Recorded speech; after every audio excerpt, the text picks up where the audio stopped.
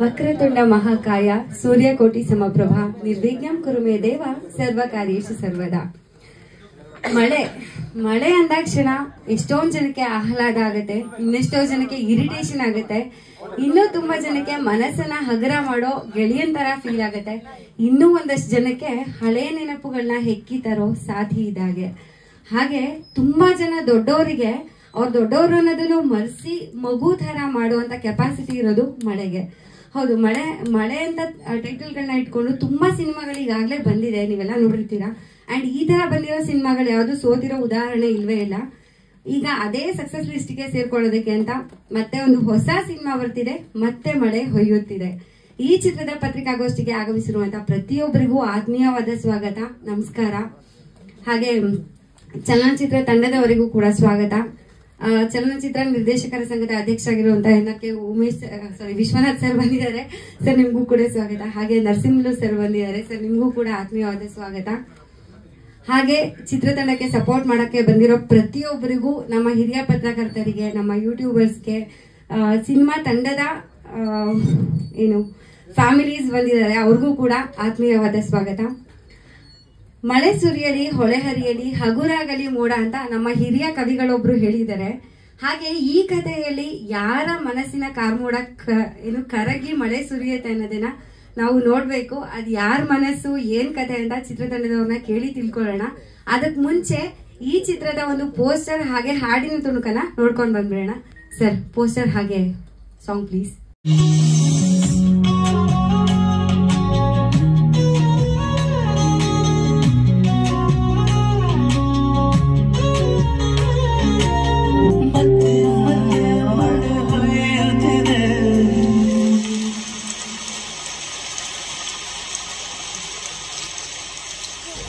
ಎಲ್ರಿಗೂ ಹೇಗನ್ಸ್ತು? Super. Actually ಮಳೆ ಬಗ್ಗೆ ತುಂಬಾ ಹಾಡುಗಳಿದೆ, ತುಂಬಾ ಸಿನಿಮಾಗಳಿದೆ, ತುಂಬಾ ಭಾವಗೀತೆಗಳಿದೆ, ಚಲನಚಿತ್ರ ಗೀತೆಗಳು ಇದೆ.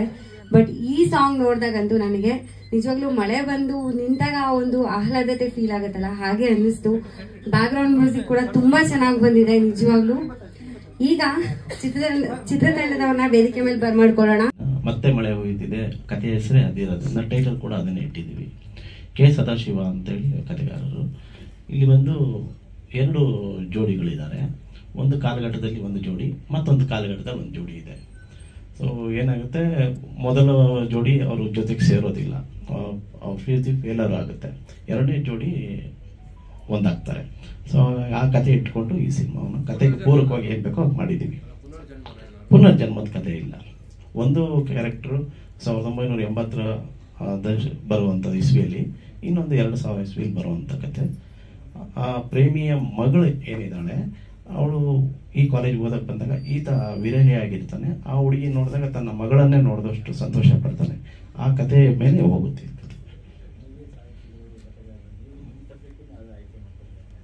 ಇಲ್ಲ, ನಮಗೆ ಇದು ಏನಾಯಿತು, ಈ ಕತೆ ನಾವು ಮೊದಲು ಒಂದು 2-3 ಅವ್ರದ್ದು ಕತೆಗಳಲ್ಲಿ ಒಳ್ಳೆ ಪ್ರಶಸ್ತಿ ಬಂದಿತ್ತು. ಹೌದು, ರಾಮನ ಸವಾರಿ ಇರ್ಬೋದು, ಅಥವಾ ಮತ್ತೊಂದು ಕತೆ ಯಾವುದು ನಲ್ಲಿಯಲ್ಲಿ ನೀರು ಬಂತು ಇತ್ತು ಕತೆಗಳು. ಈ ಕತೆ ಮಾಡ್ಲಿಕ್ಕೆ ನನಗೆ ಮೂಲ ಪ್ರೇರಣೆ ಬಂದು ನರೇಂದ್ರ ಬಾಬು ಅವರು ನನಗೆ ಇದಕ್ಕೆ ಪ್ರೇರಣೆ. ಇವರು ನಮ್ಮ ನಿರ್ದೇಶಕರು, ಸಂತೆಯಲ್ಲಿ ನಿಂತ ಬೇಡಿ ಮಾಡಿದಂಥವ್ರು, ಅವರು ಇದಕ್ಕೆ ಮೂಲ ಪ್ರೇರಕರು. ಇದನ್ನು ಮಾಡಿದ್ರೆ ಚೆನ್ನಾಗಿರುತ್ತೆ ಅನ್ನೋ ಒಂದು ಅವರು ನನಗೆ ಎಂಟು ಕೊಟ್ಟರು. ಅಲ್ಲಿಂದ ನಾನು ಕತೆ ಹುಡುಕೊಂಡು ಹೊರಟಾಗ ನನಗೆ ರವೀಂದ್ರ ವಂಶಿಯವರು ಈ ಕಥೆಯ ಭಾಗವನ್ನು ಎತ್ತಿಕೊಟ್ರು. ಆಮೇಲೆ ಹಲವಾರು ಕಡೆ ಮೈಸೂರಲ್ಲಿ ಹೋಗಿ ಅದಕ್ಕೆ ನಾವು ರೈಟ್ಸ್ ಎಲ್ಲ ಹುಡುಕ್ತೋ, ಭಾಳಷ್ಟು ಕಡೆ ಓಡಾಡ್ದೋ. ಆಗ ಅವ್ರ ಮನೆಯವ್ರು ಯಾರೂ ನಮ್ಗೆ ಸಿಗಲಿಲ್ಲ. ಅವ್ರ ಮನೆಯವರೆಲ್ಲ ಕಾಲ ಆಗ್ಬಿಟ್ಟಿದ್ದಾರೆ. ಕರೋನಾ ಟೈಮ್ನಲ್ಲಿ ಅವ್ರ ಮಿಸ್ಸಸ್ ಕೂಡ ತೀರೋಗಿದ್ರು. ಹಾಗಾಗಿ ನಾವು ಮೈಸೂರೆಲ್ಲ ತುಂಬ ಓಡಾಡಿ ಅವ್ರ ಬಗ್ಗೆ ನಾವು ನೋಡ್ದೋ, ಇಲ್ಲೂ ಸಿಗಲಿಲ್ಲ. ಹಾಗಾಗಿ ಈ ಕಥೆಯನ್ನು ತಗೊಂಡು ನಾವು ಏನು ಮಾಡಬೇಕು ಅಂತ ಯೋಚನೆ ಮಾಡಿದಾಗ, ಕನ್ನಡ ಸಾಹಿತ್ಯ ಪರಿಷತ್ತಲ್ಲಿ ಇವ್ರ ಹೆಸರಲ್ಲಿ ಒಂದು ದತ್ತಿ ಹಣ ಇಡೋಣ ಅಂತೇಳಿ ಸಾಹಿತ್ಯ ಪರಿಷತ್ ಅಧ್ಯಕ್ಷರನ್ನು ನಾವು ಭೇಟಿ ಮಾಡಿದೋ. ಆ ಸಂಪರ್ಕ ಮಾಡಿದಾಗ ಅವರು ಈ ಆಲೋಚನೆ ಚೆನ್ನಾಗಿದೆ, ಮತ್ತು ಕನ್ನಡ ಚಿತ್ರರಂಗಕ್ಕೂ ಮತ್ತು ಸಾಹಿತ್ಯ ಪರಿಷತ್ಗೆ ಯಾಕೆ ಒಂದು ಕೊಂಡಿ ಬೆಸಿಬಾರ್ದಿದು ಅಂದ್ಬಿಟ್ಟು ನಮ್ಮ ನಿರ್ಮಾಪಕರಿಗೆ ಹೇಳಿದಾಗ, ನಿರ್ಮಾಪಕರು ಇಲ್ಲ ಇದು ಭಾಳ ಚೆನ್ನಾಗಿದೆ, ಇಲ್ಲ ಎಲ್ಲ ತೀರೋಗಿದ್ದಾರೆ. ಒಬ್ಬರು ಮಗಳು ಅಮೇರಿಕಾದಲ್ಲಿದ್ದಾರೆ, ಸುಜಾತ. ಅವರು ನೀವು ಮಾಡಿ, ನಮ್ದು ಏನು ಅಭ್ಯಂತರ, ನಮ್ಮ ತಂದೆ ಹೆಸರು ನೀವು ಪ್ರಶಸ್ತಿ ಕೊಡೋದ್ರಿಂದ ನಮ್ಗೆ ಭಾಳ ಸಂತೋಷ ಆಗುತ್ತೆ, ನೀವು ಮಾಡಿ ತುಂಬ ಒಳ್ಳೆಯದು ನಮಗೆ, ನಾವು ಅಮೇರಿಕಾದಲ್ಲಿದ್ದೀವಿ ಅಂತೇಳಿ ಹೇಳಿದ್ರು. ಆ ನಂಬರ್ ನೋಡಿ ತೆಗೆದೆ, ನಾನು ತೆಗೆದು ಅವ್ರ ಮಗಳನ್ನು ಪರ್ಮಿಷನ್ ಕೇಳಿದೆ. ಅವ್ರಿಲ್ಲ ನೀವು ಮಾಡಿ ಅಂತ ಹೇಳಿದ್ರು. ಸಾಹಿತ್ಯ ಪರಿಷತ್ತಲ್ಲಿ ಅವತ್ತೇ ನಾವು ನಮ್ಮ ನಿರ್ಮಾಪಕರು ಇದನ್ನು ನಾವು ಇದು ಮಾಡೋದು ಬೇಡ ಸರ್, ಇದನ್ನ ಏನಾದರೂ ಒಂದು ಹೊಸತನ ಮಾಡೋಣ ಅಂತ ಹೇಳಿದ್ರು. ಹಾಗಾಗಿ ನಾವು ಹಣ ತೊಗೊಂಡೋಗಿ ಸಾಹಿತ್ಯ ಪರಿಷತ್ ಅಧ್ಯಕ್ಷರ ಜೊತೆ ಮಾತಾಡಿದೆವು. ಅದನ್ನು ಸಾಹಿತ್ಯ ಪರಿಷತ್ ದತ್ತಿ ಇಟ್ಟು ಮುಂದಿನ ದಿನಗಳಲ್ಲಿ ಯುವ ಪ್ರತಿಭೆಗಳು ಯಾರೇ ಬಂದರು, ನವ್ಯ ಕವಿಗಳಿರ್ಬೋದು, ಅಂಥವ್ರಿಗೆ ಪ್ರಶಸ್ತಿ ಸಿಗಲಿ ಅನ್ನೋ ಒಂದು ಆಸೆ ಇಟ್ಕೊಂಡು ಪ್ರತಿ ವರ್ಷ ಅದು ಮಾಡೋಣ ಅಂತ ಇದನ್ನು ಅಲ್ಲಿಟ್ಬಿಟ್ಟು ಈ ಕಥೆಯನ್ನು ತಗೊಂಡು ನಾವು ಇಬ್ಬರು ಡಿಸ್ಕಸ್ ಮಾಡಿ ತುಂಬ ದಿವಸ ಈ ಕತೆ ಚಿತ್ರಕಥೆ ಬಗ್ಗೆ ಯೋಚನೆ ಮಾಡಿ ಸಾಧಾರಣ ಒಂದು 2 ವರ್ಷ ಈ ಕತೆ ನಾವು ರೆಡಿ ಮಾಡ್ಕೊಂಡು ಇಟ್ಕೊಂಡಿದ್ದು. ನೀಟಾಗಿ ಇದಕ್ಕೆ ನನಗೆ ಚಿತ್ರಕಥೆ, ಸಂಭಾಷಣೆ, ಸಾಹಿತ್ಯವನ್ನು ಮಾಡೋದ್ರ ಜೊತೆ ನನಗೆ ಹಲವಾರು ಟಿಪ್ಸ್ ಕೊಟ್ಟಿದ್ದು ನಮ್ಮ ನರೇಂದ್ರ ಬಾಬು ಅವರು. ಸಂಭಾಷಣೆ ನರೇಂದ್ರ ಬಾಬು ಅವರೇ, ಚಿತ್ರಕಥೆ, ಸಂಭಾಷಣೆ ಮತ್ತು ಸಾಹಿತ್ಯ.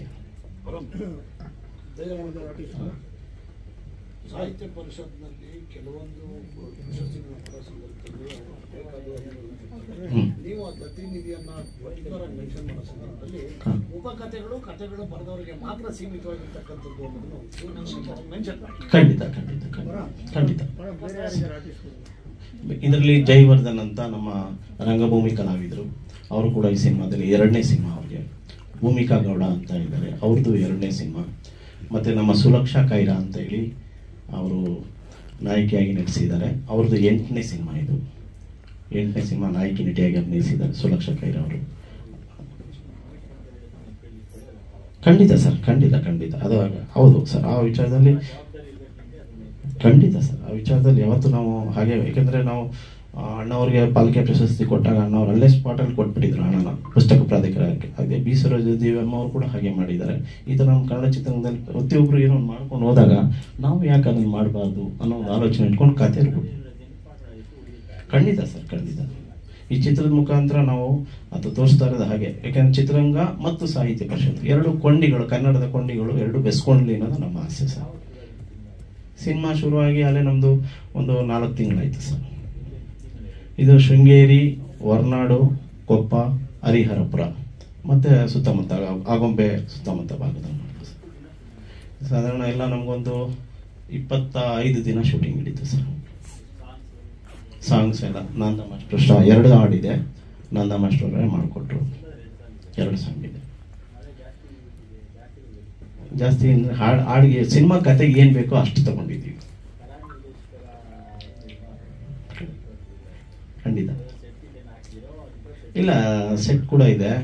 ಹಾಗೆ ಕಾಲೇಜ್ ಸನ್ನಿವೇಶ ಜಾಸ್ತಿ ಇರೋದ್ರಿಂದ ಕಾಲೇಜಿನ ಸನ್ನಿವೇಶಗಳನ್ನು ಜಾಸ್ತಿ ಚಿತ್ರೀಕರಣ ಮಾಡಿದ್ದೀವಿ. ಮತ್ತು ಹೊರಾಂಗಣ ಜಾಸ್ತಿ ಇದೆ, ಯಾಕೆಂದರೆ ಒಂದು ಕೌಟುಂಬಿಕ ಒಬ್ಬ ಹೀರೋ ಬಂದ್ಬಿಟ್ಟು ನಮ್ಮ ನಿರ್ಮಾಪಕರ ಮಗ ಲಿಖಿತ್, ಅವ್ರ ತಾಯಿ ತಂಗಿಯ ಪಾತ್ರಕ್ಕೆಲ್ಲ ಮನೆಯ ಚಿತ್ರೀಕರಣ ಇದೆ, ಮತ್ತು ಹೊರಾಂಗಣ ಚಿತ್ರೀಕರಣ ಮತ್ತು ಕಾಲೇಜು ಚಿತ್ರೀಕರಣ ಇದೆ. ಹಾಗಾಗಿ 2 ಹಾಡು ಅವ್ರು ಮಾಡಿದ್ದಾರೆ. ಅತಿಶಯ್ ಜೈನ್ ಅಂತ ನಮ್ಮ ಸಂಗೀತ ನಿರ್ದೇಶಕರು. ಕ್ಯಾಮ್ರಾ ವರ್ಕು ಇಪಿಲಿ ಸಂತೋಷ್ ರಾವ್ ಇಪಿಲಿ ಅಂತ ಹೇಳಿ, ಅವರು ಮುಂಬೈನವರು ಸರ್. ಅವರು ಇವಾಗ ಮುಂಬೈಯಿಂದ ಬರ್ಲಿಕ್ಕಾಗಿಲ್ಲ, ಮುಂದಿನ ಇದರಲ್ಲಿ ಕಾರ್ಯಕ್ರಮದಲ್ಲಿ ಬಂದೇ ಬರ್ತಾರೆ ಅವ್ರು. ಖಂಡಿತ ಹೌದು, ಮಳೆಯ ಪಾತ್ರ. ಯಾಕೆಂದರೆ ಒಬ್ಬ ನಾಯಕ ವೀರಹಾಯಾಗಿರ್ತಾನೆ, ಮತ್ತೊಬ್ಬ ನಾಯಕ ಯುವ ನಾಯಕನಿಗೆ ಆತ ತನ್ನ ಕಥೆಗಳನ್ನು ಹೇಳ್ಕೊಂಡು ಹೋಗುವಾಗ ಅವನ ಫ್ಲಾಶ್ ಬ್ಯಾಕ್ನಲ್ಲಿ ಬರುವಂತಹ ಪ್ರತಿ ಸರಿ ಮಳೆ ಇರುತ್ತೆ, ಅವನ ಕಣ್ಣೀರು ಜೊತೆಗೆ ಮಳೆ 2 ಕೂಡ ಪ್ಲೇ ಆಗ್ತಾ ಹೋಗುತ್ತೆ. ಹಾಗಾಗಿ ಆ ಪಾತ್ರಕ್ಕೆ ಮತ್ತೆ ಮಳೆ ಹುಯ್ಯುತ್ತಿದೆ. ಖಂಡಿತ ಮೆಸೇಜ್ ಇದೆ. ಮೆಸೇಜ್ ಯಾವತ್ತು ಅವ್ರ ಬರಹಗಾರರು ಯಾವತ್ತೂ ಬರೆಯೋದೇ ಹಾಗೆ ಪ್ರತಿಯೊಂದು ಕಥೆಯಲ್ಲಿ. ಯಾಕೆಂದರೆ ನಾನಿನ್ನ ಮರೆಯಲಾರೆ ಅನ್ನೋದು ನಿಮ್ಗೆ ಗೊತ್ತಿರ್ಬೋದು. ಸಿನಿಮಾ ಅದು 16 ಪುಟಗಳ ಕಥೆ ಇದ್ದಿದ್ದು ಸಿನಿಮಾ. ಆದರೆ ಈ ಸಿನಿಮಾ 12 ಪುಟಗಳ ಕಥೆ. ನಾವು ಅದಕ್ಕೆ ಎಷ್ಟು ಬೇಕೋ ಅಷ್ಟು ಕರೆಕ್ಟಾಗಿ ಚಿತ್ರಕಥೆಯನ್ನು ಮಾಡಿಕೊಂಡು ಸಂಭಾಷಣೆಯನ್ನು ಮಾಡಿಕೊಂಡು ಚಿತ್ರೀಕರಣ ಮಾಡಿದ್ವಿ ಸರ್. ಸ್ಟೇಜ್ ಪೂರ್ತಿ ಮುಗಿದಿದೆ, ಡಬ್ಬಿಂಗ್ ಆಗಿದೆ. ನೆಕ್ಸ್ಟು ಸೆನ್ಸರ್ಗೆ ಹೋಗ್ಬೇಕೀಗ, ಸ್ವಲ್ಪ DI ಕೆಲಸ ಆಗ್ತಾ ಇದೆ. ಇದಾದ ಕೂಡಲೇ ನಾವು ಇದಕ್ಕೆ ಕೊಡ್ತೀವಿ.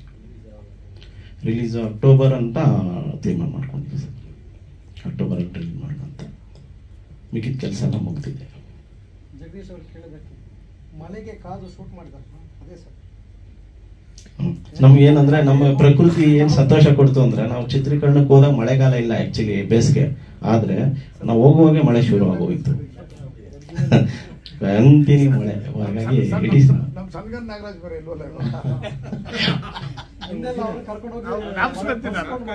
ಮಳೆಗಾಲದಲ್ಲಿ ಅವ್ರಿಗೆ ಜ್ಞಾಪಿಸ್ಕೊಳ್ಳೇಬೇಕು ನಾನು. ಮತ್ತೆ ಇನ್ನೊಂದೇನು ಖುಷಿ ಅಂದ್ರೆ ಈ ಸಿನಿಮಾದಲ್ಲಿ ಎಲ್ಲ ಹೊಸಬರಿದ್ದಾರೆ, ಹೊಸ ತಂಡ ಕಟ್ಕೊಂಡು ಪ್ರತಿಯೊಬ್ಬ ಕಲಾವಿದರನ್ನು ಇಟ್ಕೊಂಡು, ಮ್ಯೂಸಿಕ್ ಡೈರೆಕ್ಟರ್ ಮೊದಲನೇ ಸಿನಿಮಾ, ನನಗೂ ನಿರ್ದೇಶನದಲ್ಲಿ ಮೊದಲನೇ ಸಿನಿಮಾ, ನಮ್ಮ ಕ್ಯಾಮ್ರಾಮನ್ಗೂ ಮೊದಲನೇ ಸಿನಿಮಾ, ನಮ್ಮ ಹೀರೋಗೂ ಕೂಡ ಮೊದಲನೇ ಸಿನಿಮಾ. ಹೀಗಾಗಿ ಪ್ರತಿ ಪಾತ್ರಗಳು ಎಲ್ಲ ಹೊಸಬ್ರೆ ಮಾಡಿರೋದ್ರಿಂದ ಇನ್ನು ತೆರೆ ಮೇಲೆ ನೋಡ್ಲಿ, ನೀವೆಲ್ಲ ನೋಡಿ ಆಶೀರ್ವಾದಿಸಿ ಅಂತ. ಒಳ್ಳೆ ಟೀಮ್ ಸೇರಿದೆ, ಒಳ್ಳೆ ಟೈಟಲ್ ಇದು. ಮತ್ತೆ ಮಳೆ ಉಯ್ದಿದೆ, ಮತ್ತೆ ಮಳೆ ಉಯ್ದಿದೆ. ಶುಭಾರಂಭ. ನಮ್ಮ ಚಿತ್ರರಂಗಕ್ಕೆ ಮತ್ತೆ ಮಳೆ ಉಯ್ತಾ ಇದೆ. ಏನು ನಮ್ಮ ಸಿನಿ ಮಹಾಪ್ರೇಕ್ಷಕರಿದ್ದಾರಲ್ಲ, ಇತ್ತೀಚೆಗೆ ಬರ್ತಾನೆ ಇರಲಿಲ್ಲ. ಈಗೀಗ ಒಂದು ಮಾಧವ್ ಪಿಕ್ಚರಿಂದ ಚಿತ್ರಮಂದಿರಗಳು ತುಂಬ ತಿಳುಕ್ತಾ ಇದ್ದಾವೆ. ಎಲ್ಲ ಆನ್ಲೈನಲ್ಲೇ ಬುಕ್ ಆಯ್ತು. ಇತ್ತೀಚೆಗೆ ಒಂದು 10 ದಿನದಿಂದ ಎಲ್ಲೆಲ್ಲಿ ಹಾಕಿದ್ರು ಸೂಪ್ರಮ್ ಶೋ ಎಲ್ಲ ಹೌಸ್ಫುಲ್, ಬುಕ್ ಮೈ ಶೋಲ್ಲೇ ಆಗ್ತಾ ಇದೆ. ಕೌಂಟ್ರಿಗೂ ಜನ ಬರ್ತಾ ಇಲ್ಲ, ಅಷ್ಟೊಂದು ಜನ ಬರ್ತಾ ಇದೆ. ನಿಜವಾಗಲೂ ನಮ್ಮ ಚಿತ್ರರಂಗಕ್ಕೆ ಮತ್ತೆ ಮಳೆ ಸುರಿತಾ ಇದೆ, ಕುಯ್ತಾ ಇದೆ ಅಲ್ವಾ? ಮತ್ತೆ ಮಳೆ ಉಯ್ತಾ ಇದೆ. ಆ ಚಿತ್ರ ತಂಡ ಏನಿವತ್ತು ಮತ್ತೆ ಉಯ್ತದೆ ಮಳೆ. ಚಿತ್ರತಂಡಕ್ಕೂ ಹಾಗೂ ನಾಯಕ ನಟರು ಇಲ್ಲೇ ಇದ್ದಾರೆ, ನಾಯಕರು ಇಲ್ಲೇ ಇದ್ದಾರೆ, ನಿರ್ಮಾಪಕರು ನಮ್ಮ ಮೊದಲನೇದಾಗಿ ನಮ್ಮ ಪರಮ್ ಗುಬ್ಬಿ ಅವ್ರಿಗೆ ಇದರಲ್ಲಿ ಒಳ್ಳೆ ಹೆಸರು, ನಿರ್ಮಾಪಕರಿಗೆ ದುಡ್ಡು ತರಲಿ ಅಂತೇಳಿ ನಾವು ಹಚ್ತಾ ಇದ್ವಿ. ಎಲ್ಲರಿಗೂ ನಮಸ್ಕಾರ, ಥ್ಯಾಂಕ್ ಯು. ಧನ್ಯವಾದಗಳು ಸರ್. ಮತ್ತೆ ಮಳೆ ಹುಯ್ಯುತ್ತದೆ. ಮಳೆ ಅಂದ ತಕ್ಷಣ ಸಿನಿಮಾ, ಯಾವ ಸಿನಿಮಾಗಳು ಅತಿಯಾಗಿ ಮಳೆಯನ್ನ ತೋರಿಸಿದಂಥ ಸಿನಿಮಾಗಳು ಹೆಚ್ಚು ಸಕ್ಸಸ್ ಆಗಿದೆ ಅಂತ ನನ್ನ ಅನಿಸಿಕೆ. ಆಲ್ಮೋಸ್ಟ್ ಸಿನಿಮಾಗಳು ಸಕ್ಸಸ್ ಆಗಿದೆ. ಒಂದು. ಎರಡನೇದಾಗಿ ಮಳೆ ಅಂದಾಗ ನಮಗೆ ಫಸ್ಟ್ ನೆನಪಾಗೋದು ಕರಾವಳಿ ಮತ್ತು ಮಲೆನಾಡು.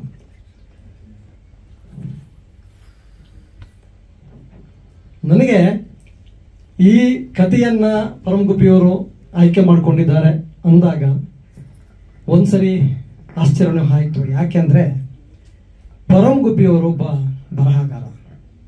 ಇಡೀ ಚಿತ್ರರಂಗದ 1921ರಿಂದ ಇವತ್ತಿನವರೆಗಿನ ಮೂಕಿ ಚಿತ್ರಗಳಿಂದ ಟಾಕಿ ಚಿತ್ರಗಳ ಆದಿಯಾಗಿ ಇಲ್ಲಿವರೆಗಿನ ಏನು ಚಿತ್ರರಂಗದ ಸಂಪೂರ್ಣ ವಿವರಗಳು ಬೇಕಾದ್ರೆ ನಮಗೆ ಪರಮ್ ಗುಬ್ಬಿಯವರ ಹತ್ರ ಅದು ಭಂಡಾರನೇ ಇದೆ. ಅದನ್ನು ಕ್ರೋಢೀಕರಣ ಮಾಡ್ಕೊಂಡಿದ್ದಾರೆ. ಅಂಥವರು ತಾನೇ ಸ್ವತಃ ಚಿತ್ರ ನಿರ್ದೇಶನ ಮಾಡುವಾಗ ಒಂದು ಸ್ವತಃ ಕಥೆಯನ್ನ ಅವರೇ ರೆಡಿ ಮಾಡಬಹುದಿತ್ತು.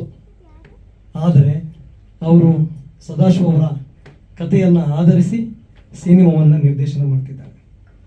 ಇದು ನನಗೆ ತುಂಬ ಖುಷಿ ಆಯಿತು. ಯಾಕೆಂದ್ರೆ ನಾನೇ ಮಾಡಬೇಕು, ನಾನೇ ನೋಡಬೇಕು ಅನ್ನೋದಲ್ಲ, ಇನ್ನೊಬ್ಬರ ಕಥೆಯನ್ನು ತೆಗೆದುಕೊಂಡು ಆ ಕಥೆಗೆ ಯಾವ ಥರ ಅವರೊಂದು ಟ್ರೀಟ್ಮೆಂಟ್ ಮಾಡಿದ್ರೆ ಗೊತ್ತಿಲ್ಲ, ಸಿನಿಮಾ ನೋಡಿದಾಗ ಗೊತ್ತಾಗುತ್ತೆ.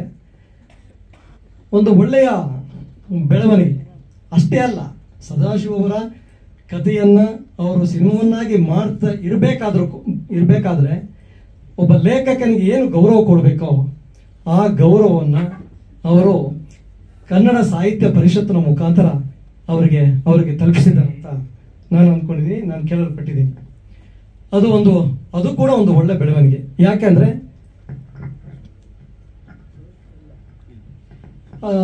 ಅವರು ಇಲ್ಲದೇ ಇರೋದ್ರಿಂದ ಅಥವಾ ಅವರ ಫ್ಯಾಮಿಲಿ ಅವರು ಯಾರಿಗೂ ಇವರಿಗೆ ನಮ್ಮ ನಿರ್ಮಾಪಕರಿಗೆ, ನಿರ್ದೇಶಕರಿಗೆ ಅವರ ಫ್ಯಾಮಿಲಿಯ ಹುಡುಕಾಟದಲ್ಲಿ ಅವರು ಯಾರು ಇಲ್ಲ ಅಂತ ಗೊತ್ತಾದಾಗ ಅವರ ಹೆಸರಿನಲ್ಲಿ ಕನ್ನಡ ಸಾಹಿತ್ಯ ಪರಿಷತ್ತಿನಲ್ಲಿ ಒಬ್ಬ ಸದಾಶಿವ ಅವರ ಒಂದು ಲೇಖಕರ ಹೆಸರಲ್ಲಿ ಪ್ರಶಸ್ತಿಯನ್ನ ಕೊಡಬೇಕು ಅಂತ ಇವರು ಅಲ್ಲಿ ಹೋಗಿ ಅದರೊಂದು ಈಡುಗಂಟು ತರ ಇಟ್ಟು ಅದನ್ನೊಂದು ಪ್ಲಾನ್ ಮಾಡಿದ್ದ ಯೋಜನೆ ಇದೆಲ್ಲ, ಅದಂತೂ ಸೂಪರ್ಬು. ಈ ತರ ಯೋಜನೆಗಳು ನಮ್ಮ ಚಿತ್ರರಂಗದಲ್ಲಿ ಹೆಚ್ಚಿನ ನಿರ್ಮಾಪಕರಿಗೆ ಅದು ಮೂಡ್ಲಿ, ಇನ್ನಷ್ಟು ಲೇಖಕರನ್ನ ಬೆಳೆಸಲಿ ಅನ್ನೋದು ನನ್ನ ವಿನಂತಿ.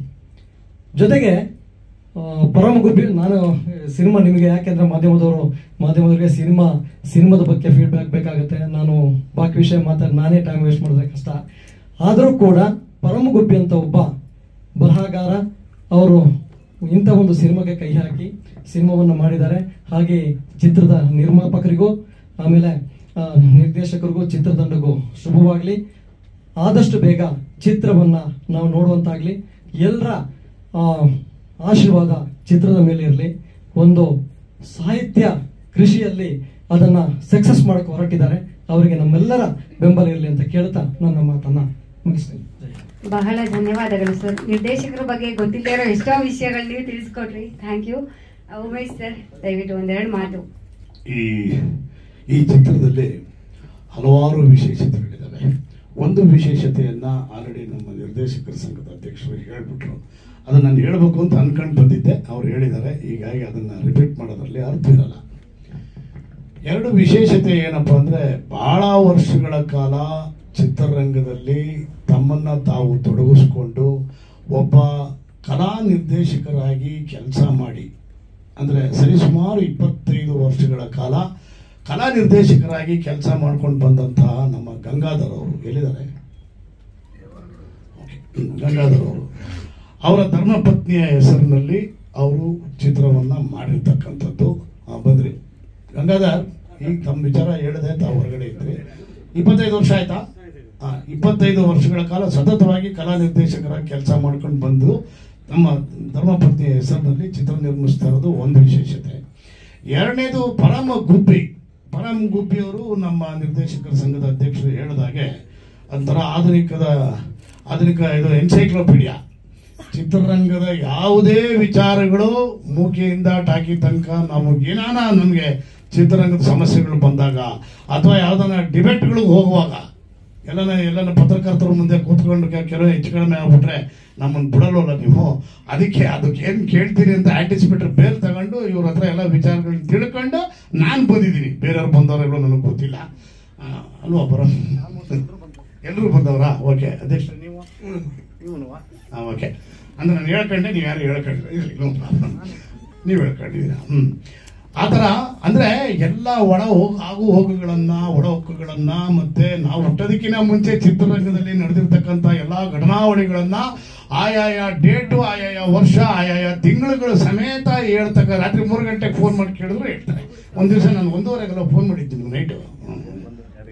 1:30-2 ಗಂಟೆನಲ್ಲಿ ಊರಿಂದ ಬರ್ತಾ ಇದ್ದೆ. ನಾಳೆ ಬೆಳಿಗ್ಗೆ ಹಿಂಗಿದೆ, ಸ್ವಲ್ಪ ದಯವಿಟ್ಟು ಅದು ಸ್ವಲ್ಪ ಡಿಟೇಲ್ ಬೇಕು ಅಂತೆ.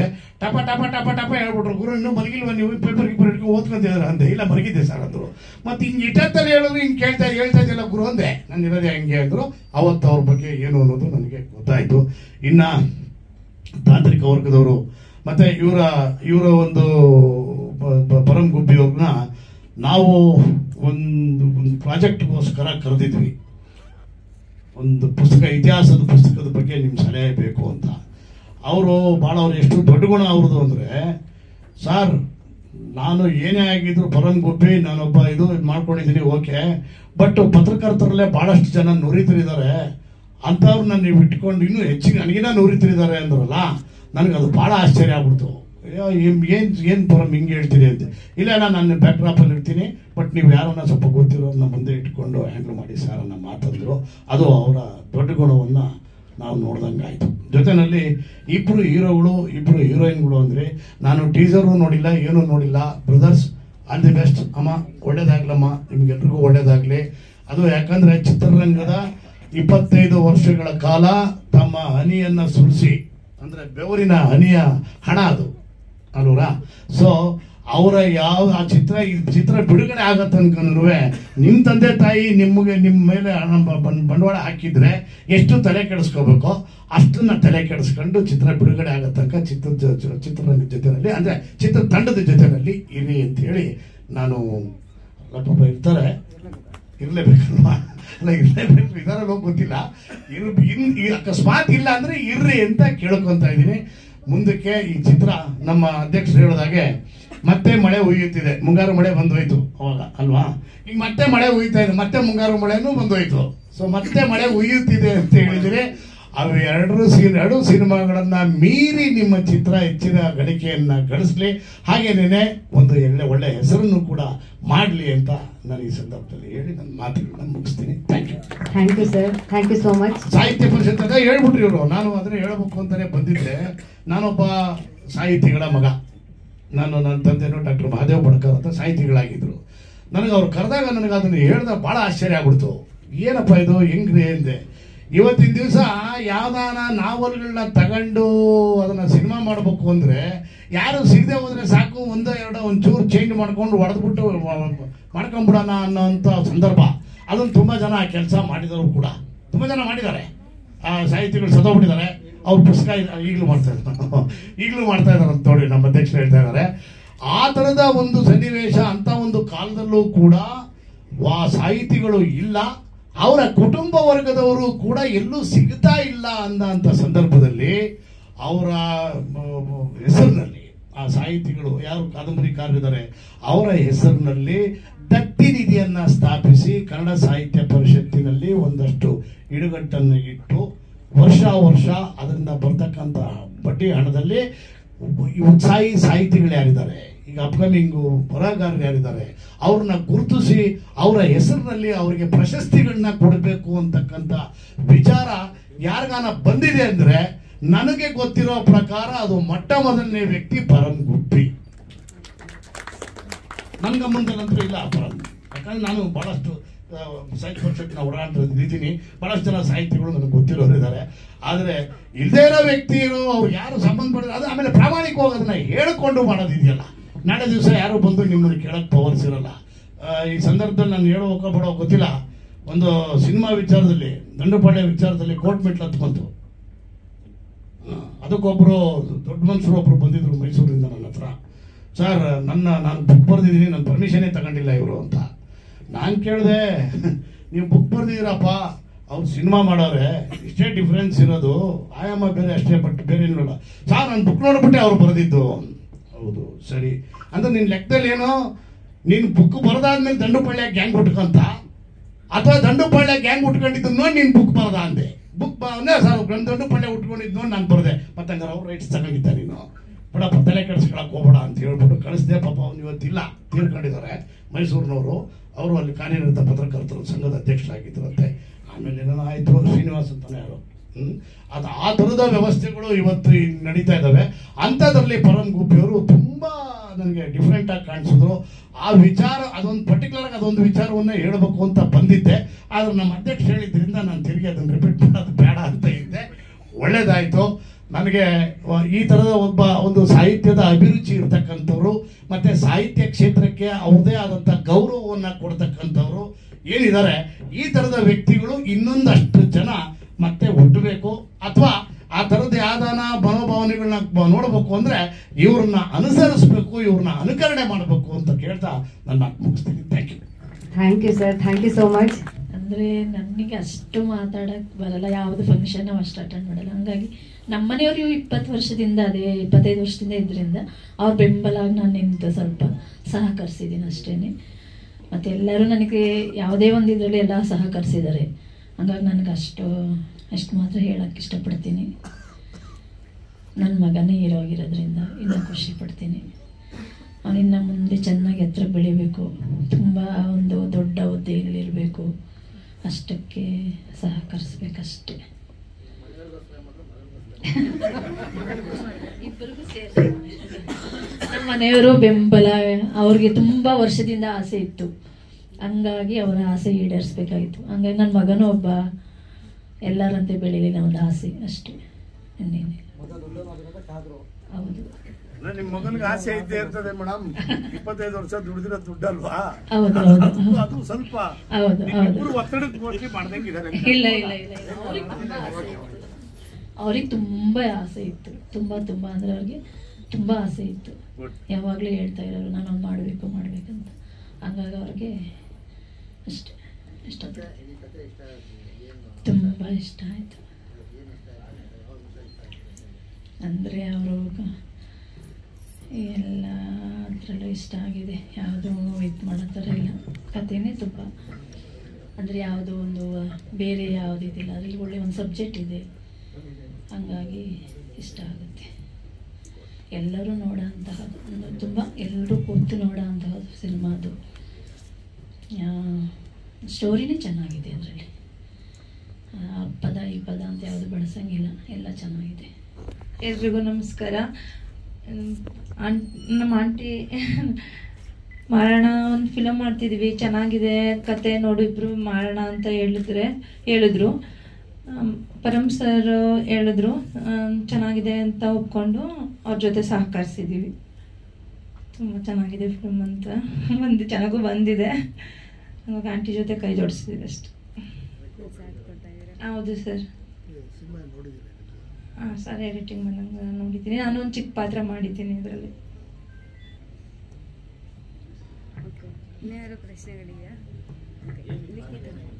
ಲೆಕ್ಚರರ್ ಪಾತ್ರ ಮಾಡಿದ್ದೀನಿ ಸರ್.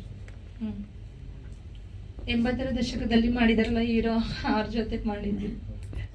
ನನಗೆ ಆ್ಯಕ್ಟಿಂಗ್ ಟ್ರೈನಿಂಗ್ ಎಲ್ಲ ಕೊಟ್ಟಿದ್ದು ಚಂದ್ರಶೇಖರ್ ರೆಡ್ಡಿ ಅಂತ, ಅವರೇ ನಮ್ಮ ಗುರುಗಳು. ಆಮೇಲೆ ನನ್ನ ಮೇಲೆ ನೀನು ಮಾಡ್ತೀಯಾ ಮಾಡು ಅಂತ ನನಗೆ ಬಾಬು ಸರ್ ತುಂಬ ಸಪೋರ್ಟ್ ಮಾಡಿದ್ರು. ಆಮೇಲೆ ಪರಮ್ ಸರ್ ಕೂಡ ಸಪೋರ್ಟ್ ಮಾಡಿದ್ರು ನನಗೆ. ನನ್ನ ಫಸ್ಟ್ ಫಿಲಮು. ಸೊ ಕೆಲವೊಂದು ನಾನು ಏನೇ ಆ್ಯಕ್ಟಿಂಗಲ್ಲಿ ಏನೇ ಮಿಸ್ಟೇಕ್ಸ್ ಎಲ್ಲ ನನಗೆ ರೆಡ್ಡಿ ಸರ್ ಅವರು ಟ್ರೈನಿಂಗ್ ಮಾಡಿ ಸಪೋರ್ಟ್ ಮಾಡಿದ್ದು. ಅಪ್ಪಂಗೆ ಜಾಸ್ತಿ.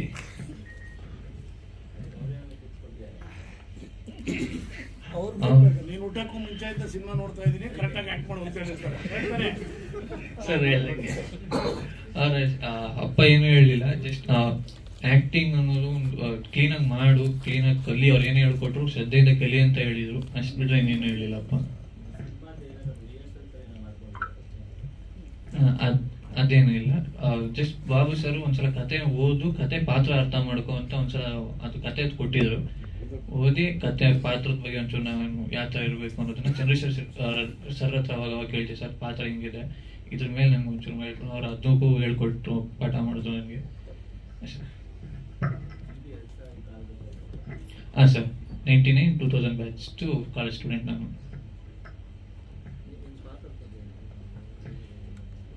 ಕಾಲೇಜ್ ಕೇರ್ ಫ್ರೀ ಹುಡುಗ, ಯಾವುದಕ್ಕೂ ತಲೆ ಕೆಡಿಸ್ಕೊಡಲ್ಲ. ಬಟ್ ಓದೋದು ಇದು ಅದೆಲ್ಲ ಕರೆಕ್ಟಾಗಿರ್ತಾನೆ, ಯಾವುದು ಬ್ಯಾಕ್ಲಾಗ್ಸ್ ಇಲ್ದಲೆ ಕೇರ್ ಫ್ರೀ ಆಗಿರ್ತಾನೆ. ಅವನಿಗೆ ಒಂದು ಆ ಥರ ಫುಲ್ ಜಾಲಿಯಾಗಿರ್ತಾನೆ ಅವನು. ಪೇಷನ್ಸು, ಆಮೇಲೆ ಟೈಮ್ ಸೆನ್ಸು, ಜೊತೆಗೆ ಪಾತ್ರನ ಮಾಡ್ತಾ ಇರಲಿ ಬಿಡಲಿ ಕರೆಕ್ಟ್ ಹೇಳಿದ್ರು ಪಾತ್ರದಲ್ಲಿ ಇರಬೇಕು ಅನ್ನೋದನ್ನು ಮೇಯ್ನಾಗಿ ಕಲ್ತ್ಕೊಂಡೆ ನಾನು.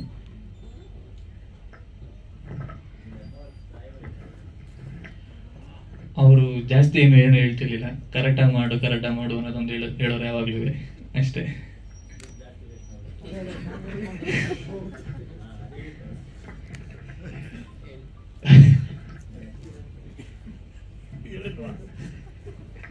ಹಂಗೇನು ಹೇಳಿರ್ಲಿಲ್ಲ ಸರ್. ಎಲ್ಲರೂ ಹೇಳಿದ್ರು ಈ ಸಿನಿಮಾಗೆ ಇಬ್ಬರು ಹೀರೋ ಅಂತ. ಈ ಸಿನಿಮಾಗೆ ಒಬ್ಬರೇ ಹೀರೋ, ಅದು ಚಿತ್ರಕಥೆ.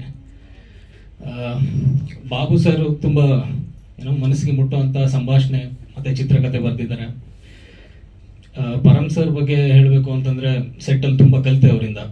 ಅವರು ಇದು ಮೊದಲನೇ ಸಿನಿಮಾ ಆದ್ರೂ ಚಿತ್ರರಂಗಕ್ಕೆ ತುಂಬ ಅಳಬ್ರೆ ಅವರು. ಅಂದರೆ ಯಾವ ಟೈಮಲ್ಲಿ ಯಾವ ಇನ್ಫಾರ್ಮೇಷನ್ ಬೇಕು ಅಂದರೂ ಹೇಳ್ತಾರೆ. ಅವರೊಟ್ಟಿಗೆ ಕಾಲ ಕಳೆದಿದ್ದು ನನಗೆ ತುಂಬ ಒಳ್ಳೆ ಎಕ್ಸ್ಪೀರಿಯನ್ಸ್ ಕೊಡ್ತು, ಹಲವಾರು ವಿಷಯಗಳನ್ನ ತಿಳ್ಕೊಂಡೆ. ಆಮೇಲೆ ಮೊದಲೇದಾಗಿ ಮಾತಾಡಬೇಕಾಗಿರೋದು ನಿರ್ಮಾಪಕರ ಬಗ್ಗೆ. ಅಂದರೆ ಇಂಥ ಒಂದು ಕಥೆನ ತಗೊಂಡು ಮಾಡ್ಲಿಕ್ಕೆ ತುಂಬ ಧೈರ್ಯ ಬೇಕು. ಸುಮಕ್ಕ, ಶ್ರುತಿ ಮೇಡಮ್ ಹಾಗೆ ಗಂಗಣ್ಣಂಗೆ ಅವ್ರಿಗಿರೋ ಆ ಮುಕ್ತ ಮನಸ್ಸಿಗೆ ಈ ಸಿನಿಮಾದಿಂದ ಒಳ್ಳೇದಾಗಬೇಕು. ಹಾಗೆ ನಮ್ಮ ತಂತ್ರಜ್ಞರು, ಕ್ಯಾಮ್ರಾಮ್ಯಾನ್ ಶಾಂತರಾವ್ ಸರ್ ಅದ್ಭುತವಾದ ಕೆಲಸ ಮಾಡಿದ್ದಾರೆ. ಹಾಗೆ ಮ್ಯೂಸಿಕ್ ಅತಿಶಯ್ ಜೈನ್ ಅವರು ಒಳ್ಳೆ ಟ್ಯೂನ್ಸ್ ಹಾಕೊಟ್ಟಿದ್ದಾರೆ. ಎಡಿಟಿಂಗ್ ಧನುಷ್ ಚೆನ್ನಾಗಿ ಮಾಡಿದ್ದಾರೆ.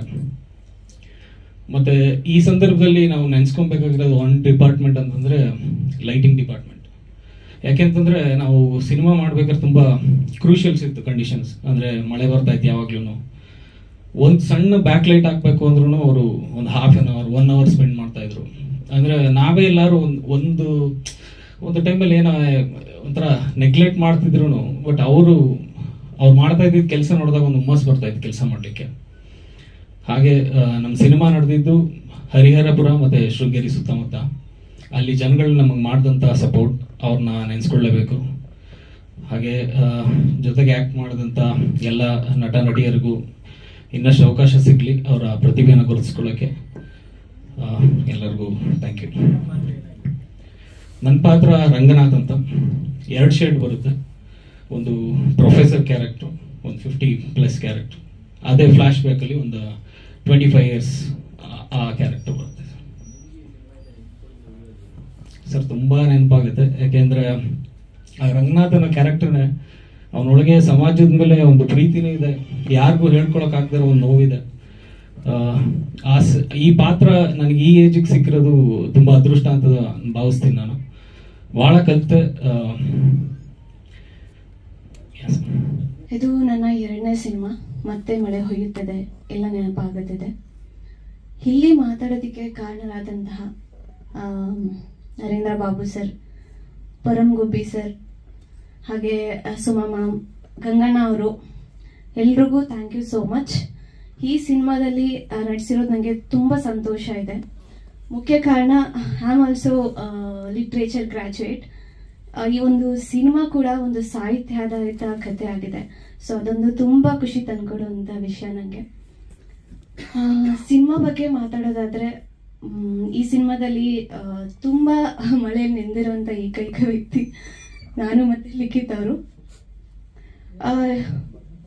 ಸಿನಿಮಾದ ಒಂದು ಪಾಸಿಟಿವ್ ವೈಬ್ ಬಗ್ಗೆ ಹೇಳಬೇಕು. ಯಾಕಂದರೆ ಇಲ್ಲಿ ಬೆಂಗಳೂರು ಏನು ಮಳೆ ಬರಬೇಕಾದ್ರೆ ನೆನೆದ್ರೆ ಏನಾದರೂ ಏನು ಕೋಲ್ಡ್ ಆಗೋಂಥದ್ದೆಲ್ಲ ಆಗುತ್ತೆ. ಬಟ್ 25 ಡೇಸ್ ಇಲ್ಲಿ ಶೃಂಗೇರಿಲಿ ಮಳೆ ನೆನ್ಕೊಂಡು ಎಷ್ಟೊಂದು ಶಾರ್ಟ್ಸಲ್ಲಿ ಇದ್ರೂ ಒಂದು ದಿನ ಕೋಲ್ಡ್ ಆಗಿಲ್ಲ. ಅದೇ ಒಂದು ಪಾಸಿಟಿವ್ ವೈಬ್ ಸಿನಿಮಾದಲ್ಲಿ ಏನಂತ ಗೊತ್ತಿಲ್ಲ, ತುಂಬ ಖುಷಿ ಆಗುತ್ತೆ ಹೇಳೋದಕ್ಕೆ. ಸೊ ಈ ಒಂದು ಸಿನಿಮಾ ಪ್ರತಿಯೊಬ್ಬರಿಗೂ ಇಷ್ಟ ಆಗುವಂಥ ಸಿನಿಮಾ. ಒಳ್ಳೆ ಕತೆ ಇದೆ.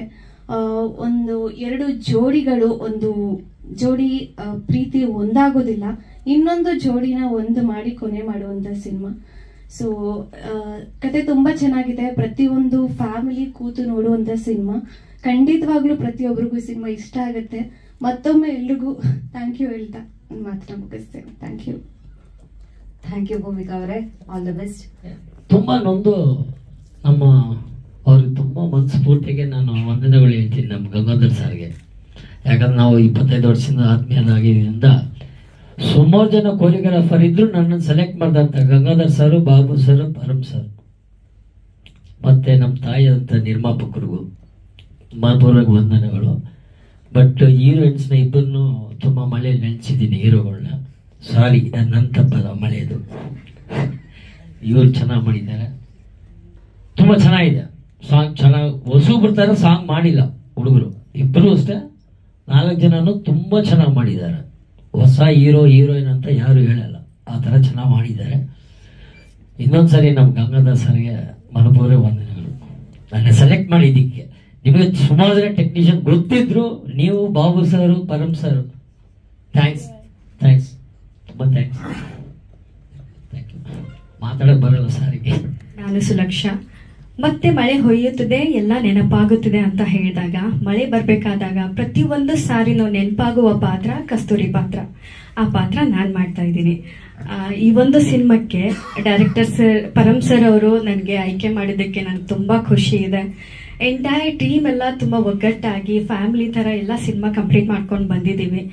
ನಾವೆಷ್ಟೇ ಸಿನಿಮಾಗಳು ಮಾಡಿದ್ರು ಮೊದಲನೇ ಹೆಜ್ಜೆ ಅಂತಾರಲ್ವಾ, ಸಿನಿಮಾ ಮಾಡಿದ್ಮೇಲೆ ನಿಮ್ಮೆಲ್ಲರ ಆಶೀರ್ವಾದ, ಮಾಧ್ಯಮ ವರ್ಗದ ಎಲ್ಲ ಆಶೀರ್ವಾದ ಇದ್ದ ಮೇಲೆನೆ ನಾವು ನೆಕ್ಸ್ಟ್ ಸ್ಟೆಪ್ಪಿಗೆ ಹೋಗಕ್ಕಾಗತ್ತೆ. ಸಿನಿಮಾ ಮಾಡಿದೀವಿ, ಈ ತರ ನಡೆದಿದೆ ಅಂತ ನೀವು ತಾನೇ ಎಲ್ರಿಗೂ ಹೇಳೋದು. ಸೊ ದಯವಿಟ್ಟು ಎಲ್ರಿಗೂ ಕೇಳ್ಕೊಳ್ಳೋದೇನು ಅಂತಂದ್ರೆ, ಆದಷ್ಟು ಜನಕ್ಕೆ ಈ ಸಿನಿಮಾ ಬರ್ತಿದೆ ಅಂತ ತಿಳಿಸಿ, ಅದೇ ರೀತಿಯಿಂದ ನಮ್ಮ ಪ್ರೊಡ್ಯೂಸರ್ ಸರ್ ಆಗ್ಲಿ, ನಮ್ಮ ಪ್ರೊಡ್ಯೂಸರ್ ಮೇಡಮ್ ಅವರು ಆಗ್ಲಿ, ನಮ್ಮೆಲ್ರಿಗೂ ಒಂದು ಮಕ್ಕಳ ತರ ಟ್ರೀಟ್ ಮಾಡಿದ್ದಾರೆ. ಎಲ್ರಿಗೂ ತುಂಬಾ ಚೆನ್ನಾಗಿ ನೋಡ್ಕೊಂಡಿದ್ದಾರೆ.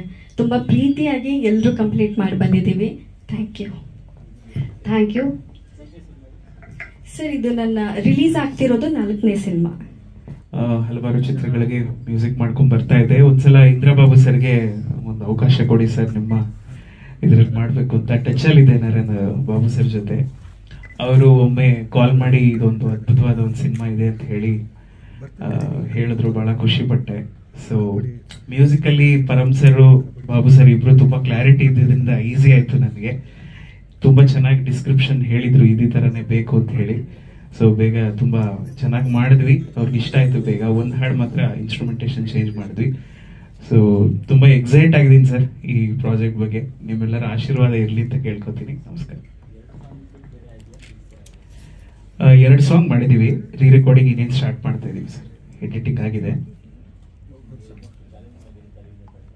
ನೋಡ್ಬೇಕು. ಇನ್ನು ಸಿನಿಮಾ ನೋಡಿಲ್ಲ, ನಾನು ತೋರಿಸಿಲ್ಲ. ಅವರು 2 ಹಾಡು ಎಷ್ಟು ಹೇಳಿದ ಅಷ್ಟು ಮಾತ್ರ ಗೊತ್ತು, ನೋಡ್ಬೇಕು. ಹಾಡಲ್ಲಿ ನನ್ನ ಪಾತ್ರ ಎಷ್ಟಿದೆಯೋ ಅಷ್ಟು ಚೆನ್ನಾಗಿ ಮಾಡಿದ್ದೀನಿ. ಅಂದರೆ ಇದು ನನ್ನ ಫಸ್ಟ್ ಫಿಲಮ್ ಆಗಿರೋದು. ಇನ್ನು ಪಾತ್ರಗಳು ಸಿಗ್ತಾ ಇರಲಿ ಅಂತ ಕೇಳ್ಕೊತೀನಿ. ಆದರೂ ಎಲ್ಲರಿಗೂ ಥ್ಯಾಂಕ್ಸ್. ಈ ಚಿತ್ರದಲ್ಲಿ ನಾನು ಅಸೋಸಿಯೇಟ್ ಡೈರೆಕ್ಟರ್ ಆಗಿ ಕೆಲಸ ಮಾಡಿದ್ದೀನಿ. ಈ ಸಿನಿಮಾ ಮಾಡೋದಕ್ಕೆ ನಮ್ಮ ಕಬಡ್ಡಿ ನರೇಂದ್ರ ಬಾಬು ಸರ್ ಕಾರಣ. ಜೊತೆಗೆ ಪರಂ ಗುಬ್ಬಿ ಅವರು, ಅವ್ರ ಜೊತೆಗೆ ನಾನು ಅಸೋಸಿಯೇಟ್ ಡೈರೆಕ್ಟರ್ ಕೆಲಸ ಮಾಡೋದಕ್ಕೆ ತುಂಬ ಒಂದು ಖುಷಿ ಅನಿಸ್ತಾ ಇದೆ.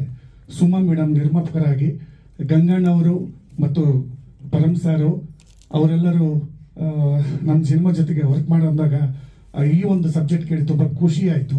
ಯಾಕಂದರೆ ಸಾಹಿತ್ಯ ಕೊರತೆ ಇವತ್ತು ಕನ್ನಡ ಚಿತ್ರರಂಗದಲ್ಲಿ ನೋಡ್ತಾ ಇದ್ದಾರೆ, ಸುಮಾರು ಸಿನಿಮಾಗಳು, ಹೊಸ ಬಗೆಯ ಸಿನಿಮಾಗಳು ಬರ್ತಾ ಇದೆ, ಸಾಹಿತ್ಯ ಕೃತಿಗಳು ಕಡಿಮೆ.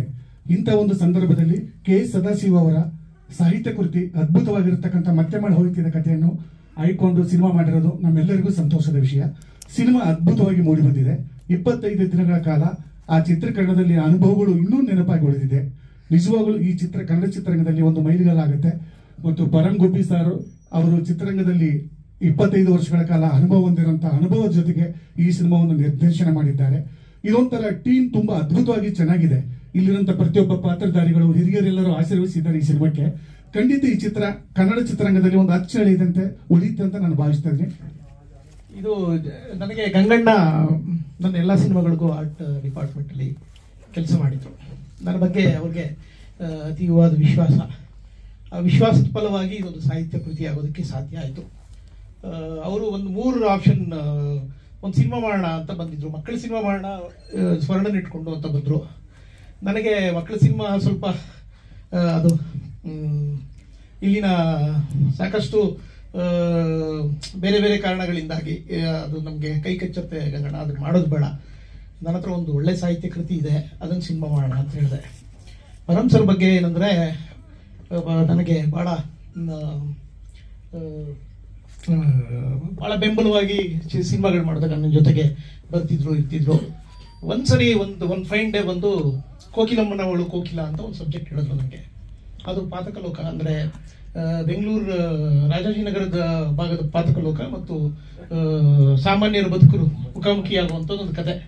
ಅದನ್ನು ನೀವೇ ಡೈರೆಕ್ಟ್ ಮಾಡಬೇಕು ಅಂತ ನನಗೆ 3-4 ಜನ ಪ್ರೊಡ್ಯೂಸರ್ನೆಲ್ಲ ಪರಿಚಯ ಮಾಡಿಸಿದ್ರು. ಅದಾಗಲಿಲ್ಲ. ಅದು ಯಾವಾಗಲೂ ಒಂದ್ಸರಿ ಮಾತಾಡಬೇಕಾದ್ರೆ ಒಬ್ರು ಪ್ರೊಡ್ಯೂಸರ್ ಹತ್ರ, ರಮೇಶ್ ಸರ್ ಅಂತ ಅವ್ರ ಹತ್ರ ಹೋದಾಗ, ನನಗೆ ಯಾವ್ದಾದ್ರು ಸಾಹಿತ್ಯ ಕೃತಿ ಇದ್ರೆ ಹೇಳಿ ಅಂತ ಹೇಳಿದ್ರು.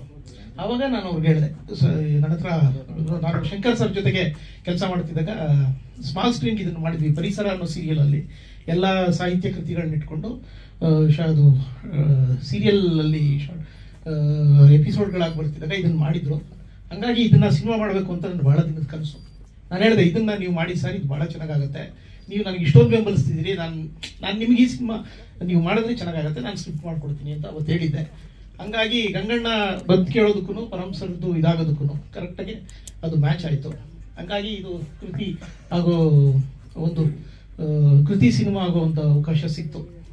ಸಾಹಿತ್ಯ ಕೃತಿ ಇದು ಕೆ ಸದಾಶಿವ ಅತ್ಯಂತ ಕನ್ನಡ ಸಾಹಿತ್ಯದ ನವ್ಯ ಕಾಲಘಟ್ಟದಲ್ಲಿ ಅತ್ಯಂತ ಪರಿಣಾಮಕಾರಿಯಾಗಿ ಬರೆದು ಬಹಳ ಬೇಗ ಕಾಲವಾದಂಥ ನಿರ್ದೇಶಕರು. ಶಂಕರಪ್ಪ ಅವರು ನಲ್ಲಿಯಲ್ಲಿ ನೀರು ಬಂತು ವಿದ್ಯಾರ್ಥಿ ದೆಸೆಯಿಂದಾಗಿ ಯಾವುದೋ ಪುಣೆ ಫಿಲ್ಮ್ ಇನ್ಸ್ಟಿಟ್ಯೂಟಲ್ಲಿ ಓದಬೇಕಾದ್ರೆ ಮಾಡಿ ಅದಕ್ಕೆ ಸ್ವರ್ಣಕಮಲ ಬಂದಿತ್ತು.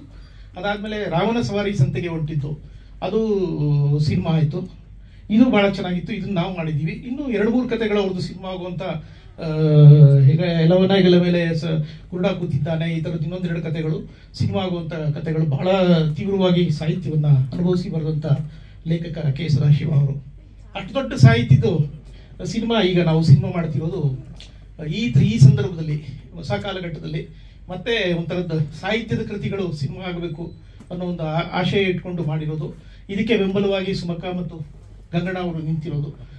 ಇಡೀ ತಂಡ, ಚಿತ್ರತಂಡ, ಜೈ ಆಗಿರ್ಬೋದು. ಜೈ ನನಗೆ ಮೊನ್ನೆ ನಾಟಕ ಮಾಡಿದ್ವಿ, ಯಾವುದೋ ಡೈರೆಕ್ಟ್ ಆಕ್ಷನ್ ಅಂತ ಪ್ರೊಫೆಸರ್ ನಂಜುಂಡಸ್ವಾಮಿ ಅವ್ರದ್ದು ಜೀವನಾಧಾರಿತ ನಾಟಕ ನಾನು ಡೈರೆಕ್ಟ್ ಮಾಡಿದ್ದೆ. ಅದರಲ್ಲಿ ಹೋರಾಟಗಾರನಾಗಿ ಬಹಳ ಮುಖ್ಯ ಪಾತ್ರ ಮಾಡಿದ್ರು. ಲಿಖಿತ್ ಅವರು ಗಂಗಾಧರ್ ಅವ್ರ ಮಗ. ಆಮೇಲೆ ಭೂಮಿಕಾ ಗೌಡ ಅವರು ನಮ್ಮ ಮಂಡ್ಯದ ಜರ್ನಲಿಸ್ಟ್ ಅವ್ರ ಮಗಳವರು. ಭಾಳ ಪರಿಚಯ ನನಗೆ ಅವ್ರ ತಂದೆ. ನಾವು ಕಬಡ್ಡಿ ಮಾಡೋ ಸಂದರ್ಭದಲ್ಲೂ ಅವ್ರ ತಂದೆ ನನಗೆ ಬಹಳ ಪ್ರೋತ್ಸಾಹ ಕೊಟ್ಟಿದ್ರು. ಇನ್ನು ಸುಲೇಖಾ ಮೇಡಮ್ಮು ಪರಮ್ ಸರ್ ಕಡೆಯಿಂದ ಈ ಸಿನಿಮಾಗೆ ಬಂದರು. ಎಲ್ಲರೂ ಸೇರಿ ಒಂದು ತಂತ್ರಜ್ಞರು ವಿಶೇಷವಾಗಿ ಇಡೀ ಚಿತ್ರತಂಡ ಎಲ್ಲ ಹೊಸಬ್ರನ್ನಿಟ್ಕೊಂಡು ಈ ನಾನು ಚಿತ್ರಕಥೆ ಸಂಭಾಷಣೆ ಸಾಹಿತ್ಯ ಬರೆದು ಈ ಸಿನಿಮಾ ಅವ್ರ ಜೊತೆಗೆ ಇದ್ದೆ ನಾನು. 23 ದಿನದಲ್ಲಿ 23 ದಿನದಲ್ಲಿ ಬಹಳ ಅಚ್ಚುಕಟ್ಟಾಗಿ ಅತ್ಯಂತ ಯಶಸ್ವಿಯಾಗಿ ಚಿತ್ರೀಕರಣ ಮುಗೀತು. ಸಿನಿಮಾ ಏನಾಗಿದೆ ಅಂದರೆ, ಈ ಸಿನಿಮಾದು ಒಟ್ಟು ಆಶಯ ಏನಂದರೆ, ಒಂದು ಸಾಹಿತ್ಯ ಕೃತಿನಲ್ಲಿ ಮೆಸೇಜ್ ಅಂತಿರಲ್ಲ, ಬದುಕಿನ ಒಂದು ಏನದು ಆಶಯ ಇದೆಯಲ್ಲ, ಬದುಕದು ಒಂದು ಅದ್ರದ್ದು ನೋವು ನಲಿವು ಅಥವಾ ಅದರದ್ದು ಸಂಕೀರ್ಣತೆ ಇದೆಯಲ್ಲ, ಅದಷ್ಟುವನ್ನು ಬಿಚ್ಚಿಕೊಡುತ್ತೆ. ಇದರಲ್ಲಿ ಯಾವುದೇ ಸರಳವಾದ ಮೆಸೇಜ್ ಇರಲ್ಲ, ಬಹಳ ಸಂಕೀರ್ಣವಾದ ಕೃತಿ. ಇದು ಹೆಚ್ಚೆಚ್ಚು ಜನರ ತಲುಪಲಿ, ನಮ್ಮ ಸಾಹಿತ್ಯ ಕೃತಿಗಳು ಹೆಚ್ಚೆಚ್ಚು ಸಿನಿಮಾ ಆಗಲಿ ಅನ್ನೋ ಆಶಯ ಜೊತೆಗೆ ನಾನು ಮಾತು ಮುಗಿಸ್ತೀನಿ. ಬಹಳ ದಿನದ ಆದಮೇಲೆ ಎಲ್ಲರನ್ನೂ ಭೇಟಿ ಮಾಡ್ತಿದ್ದೀನಿ, ಬಹಳ ಸಂತೋಷ ಆಗಿದೆ. ಧನ್ಯವಾದಗಳು.